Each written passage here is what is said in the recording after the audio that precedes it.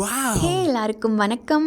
இப்படி இருந்த எங்கள் அக்காவை எப்படிலாம் மாற்றிருக்காங்கன்னு சொல்லிட்டு இந்த என்கேஜ்மெண்ட் மேக் ஓவரில் பார்ப்போம். வாங்க வீடியோக்குள்ளே போகலாம். ஸோ மேக் ஓவர் ஹேர்லேருந்து ஸ்டார்ட் பண்ணலான்னு சொல்லிட்டு அவங்க ஹேரை ரிமூவ்லாம் பண்ணிட்டு பார்த்துட்டு இருந்தாங்க.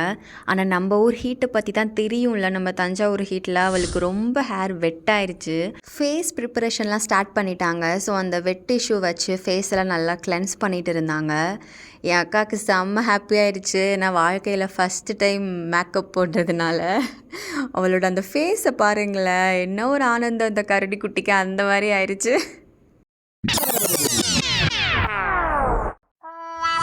தென் அந்த வெட் ஹேரை ட்ரை பண்ண ஆரம்பிச்சிட்டாங்க.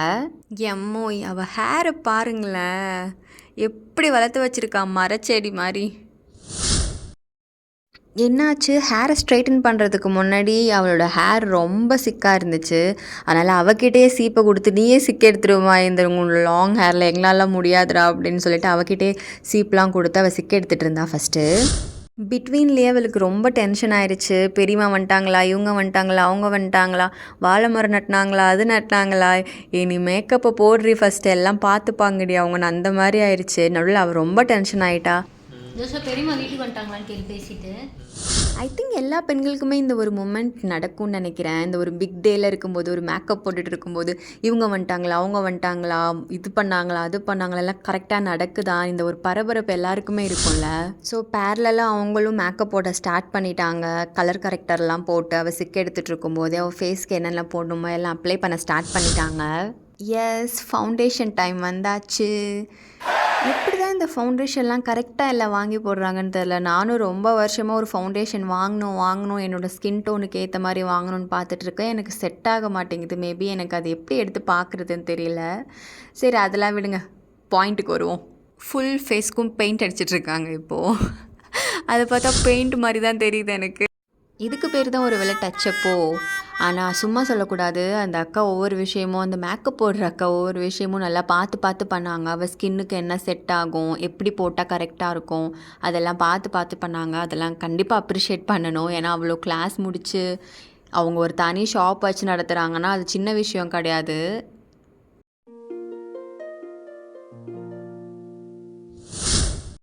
இப்போ கூட பாருங்கள், ரொம்ப டென்ஸ்டாக இருக்கா. அவங்க அப்பா கால் பண்ணி ஐயரை பார்த்துட்டியாங்க, இதை பார்த்துட்டிங்களா, அதை பார்த்துட்டிங்களான்னு சொல்லிட்டு ரொம்ப இவ டென்ஸ்டாக இருக்காளோ இல்லையோ, அவங்க ஃபேமிலியை ஃபுல்லாக டென்ஷன் ஆக்கிக்கிட்டு இருக்கா. இவளை என்ன பண்ணுறதுன்னு தெரியல.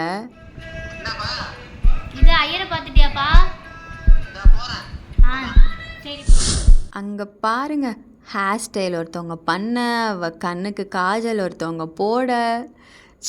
இந்த மாதிரி டேஸ்லலாம் நம்ம நல்லா ஒரு பெரிய மகாராணி மாதிரி ஃபீல் பண்ணுவோம்ல. கண்டிப்பாக எல்லா பெண்களும் இதை எக்ஸ்பீரியன்ஸ் பண்ணியிருப்பீங்கன்னு நினைக்கிறேன். அப்படியே பேரலெல்லாம் நானும் ரெடி ஆகிட்டு இருந்தேன். சைடில் நான் ஒரு இயரிங் வாங்கியிருந்தேன், அது உங்கள்கிட்ட காமிக்கணும்னு இருந்தேன். 150 ருபீஸ் சொன்னாங்க இந்த ஒயிட் கலர் இயரிங். செம்ம வாவாக இருந்துச்சு இதை பார்க்குறதுக்கே. ஆல்சோ என்னோடய ட்ரெஸ்ஸுக்கும் கரெக்டாக மேட்ச் ஆகும்னு சொல்லிட்டு வாங்கிட்டேன். அப்புறமா அந்த அண்ணா கிட்ட, அந்த பையா கிட்ட அப்படியே ஒரு 5 ருபீஸ் 10 ருபீஸ் கம்மி பண்ணி 135 ருபீஸ்க்கு வாங்கினேன். பட் சீரியஸாங்க வாவாக இருந்துச்சு, எனக்கு ரொம்ப பிடிச்சிருந்துச்சு அந்த இயரிங். கரெக்டாக அந்த ட்ரெஸ்ஸுக்கு மேட்ச் ஆகிருக்கு, அதனால தான் எனக்கு ரொம்ப பிடிச்சிருந்துச்சு அந்த இயரிங். எனக்கே ஆச்சரியமாயிடுச்சு அந்த இயரிங்கை பார்த்துட்டு. வா, இவ்வளோ அழகாக இருக்கா அந்த இயரிங் எனக்கு அப்படின்னு சொல்லிட்டு. சீரியஸாக அந்த இயரிங்கோட மிகப்பெரிய ஃபேன் ஆகிட்டேனா. யாருக்கு கண்டென்ட்னு எனக்கு புரியல. வேறு யாரும் இல்லை, என் தம்பி தான். கரெக்டாக தானே சொல்கிறான். சரி வாங்க நம்ம கண்டென்ட்குள்ளே போகலாம். என் அக்கா தூங்கிட்டான்னு நினைக்கிறேன். அவளோட ஃபேஸ் பார்த்திங்கனாலே தெரியும், நல்லா தூங்கிட்டா போல். இல்லை சும்மா சொன்னேன். அவளுக்கு ஐலைனர் போட்டிருக்காங்க, அதனால தான் அவளால் இது பண்ண முடியல. பின்னாடி வந்து அவங்களோட ஹேர் ஸ்ட்ரைட்டிங் ரொம்ப கஷ்டப்பட்டு பண்ணிகிட்டு இருந்தாங்க அவங்களோட லாங் ஹேரில். அவளோட மேக்கப் ப்ராசஸ் முடியுதோ இல்லையோ, அவங்க எப்படா அந்த ஹேர் டூ முடியும்னு வெயிட் பண்ணிகிட்டு இருந்திருப்பாங்க. கண்டிப்பாக நல்லா அதை உணர முடியுது. பிகாஸ் அவளோட ஹேர் ரொம்ப லாங்குங்க. அவளோட அந்த கால் வரைக்கும் இருக்கும் அந்த ஹேர். சீரியஸாக ரொம்ப லாங்காக. அவள் எப்படி அதை மெயின்டைன் பண்ணுறானே எனக்கு தெரியல. எத்தனை ஷாம்பு போடுறான்னு கூட தெரியல. இது அவகிட்ட கேட்கணும் கண்டிப்பாக.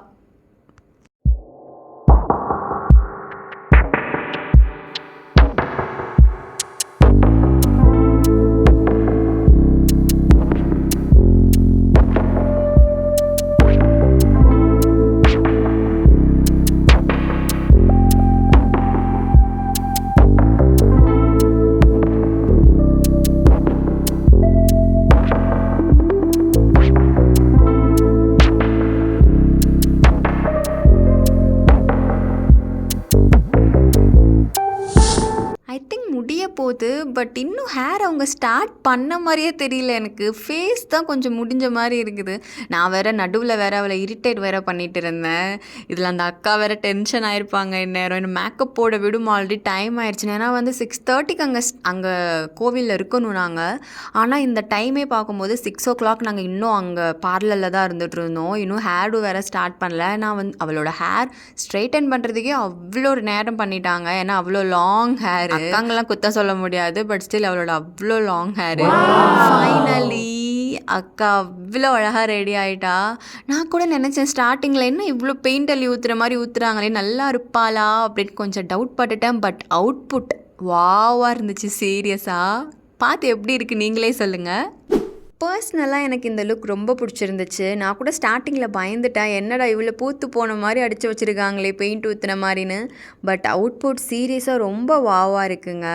சில மேக்கப் ஆர்டிஸ்ட்லாம் என்ன பண்ணுவாங்க, நான் தப்பு சொல்லலை, பட் ஸ்டில் அவங்களோட ஸ்கின் டோனுக்கு ஏற்ற மாதிரி போடுவாங்களா, இல்லை அது எப்படி அவுட்புட் வந்து கழுத்து மட்டும் ஒரு கலரில் இருக்கும், ஃபேஸ்லாம் ஒரு கலரில் இருக்கும், அப்படி ஃபேஸே ஒரு மாதிரி ரொம்ப நிப்பான் பெயிண்ட் அடித்த மாதிரி இருக்கும். பட் இவங்க நல்லா கிளியராக அழகாக பண்ணியிருந்தாங்க. ஃபேஸு ப்ளஸ் நெக் எல்லாமே கவர் பண்ணிட்டாங்க. அவளோட ஜுவல்ஸு, சாரீ, அந்த சாரீ மாதத்துக்கு முன்னாடி சாரீ தான் இது. அதனால் எல்லாமே பர்ஃபெக்டாக வாவாக இருந்துச்சு. என்ன பேங்கிளில் மட்டும்தான் குறை வச்சிட்டோம். ஏன்னா வந்து இந்த கலர் சாரீ கலரில் பேங்கிள் வாங்க முடியல எங்களால். அதனால் வீட்டில் இருக்கிற பேங்கிளே அப்படியே இந்த green colour plus gold with அப்படியே மேட்ச் பண்ணி போட்டுட்டு வந்துட்டோம். பட் ஸ்டில் வாவாக இருந்தா இவ. எனக்கு ரொம்ப பிடிச்சிருந்துச்சி இந்த லுக். அதை விட என் அக்கா ரொம்ப அழகாக இருந்தா. அவளோட மேக்கப்போட அவளோட ஹேர் எனக்கு ரொம்ப பிடிச்சிருந்துச்சு. ஏன்னா அந்த லாங் ஹேரை எந்த ஹேருமே ஆட் பண்ணாமல் அழகாக ஒரு பூ வச்சு ஒரு டிசைன் மாதிரி தலையில் வச்சு பர்ஃபெக்டாக பண்ணியிருந்தாங்க. ஃப்ரண்ட்டில் பார்த்தீங்கன்னா ரொம்ப அழகாக பிரைட் பண்ணியிருந்தாங்க. சீரியஸாக எனக்கு ரொம்ப பிடிச்சிருந்துச்சு. ஸோ அவ்வளோதாங்க. சியா.